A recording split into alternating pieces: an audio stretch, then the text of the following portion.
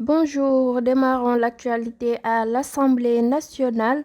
Les allégations portées par Matar Diop contre le leader de l'ex-PASTEF, Ousmane Sonko, continuent de susciter des débats animés à travers le pays. Selon le député de Benno Bokk Yakaar, Ousmane Sonko aurait reçu des fonds en provenance du Qatar, présentés comme un financement politique. En échange, il aurait compris de revenir sur les contrats pétroliers conclus par le Sénégal en cas de victoire à l'élection présidentielle. Des accusations graves que Matar Diop refuse de retirer, soulignant l'importance de faire toute la lumière sur cette affaire. Pour répondre à cette situation délicate, le président de la commission des lois à l'Assemblée nationale, Moussa Diakhaté, a pris la parole. Il a annoncé la mise en place d'une commission d'enquête parlementaire afin de faire la lumière sur cette affaire. Selon lui, l'article 48 du règlement intérieur de l'Assemblée nationale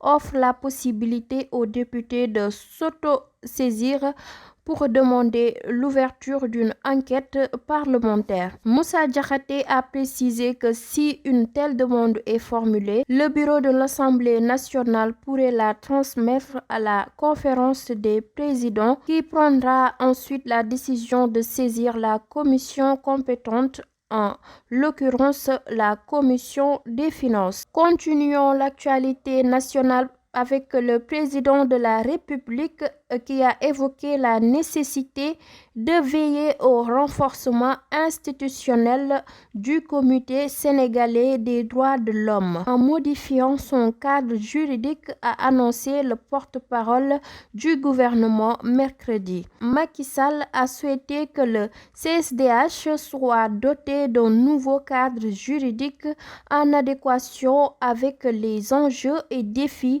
liés à l'intensification des activités de promotion des droits de l'homme, a écrit Abdou Karim Fofana dans le communiqué du Conseil des ministres parvenu à l'APS. Des militants des droits de l'homme ont déploré l'inertie du CSDH que dirige depuis quelques années un avocat membre du parti au pouvoir. Le porte-parole du gouvernement et ministre du Commerce annonce également que le gouvernement a adopté un projet de loi relatif à la Commission nationale des droits de l'homme. Terminons l'actualité nationale avec les présidentielles 2024.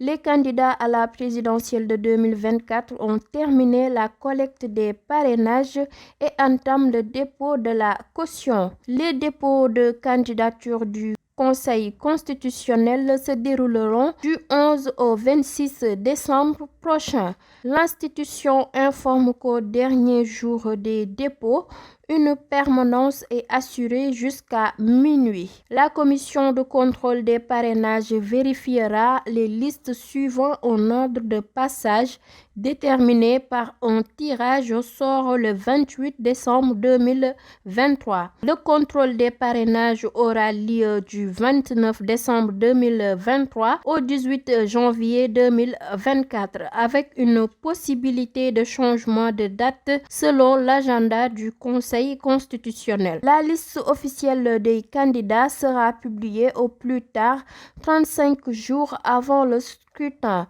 soit le 20 janvier 2024 selon Biram Sen de la Direction générale des élections.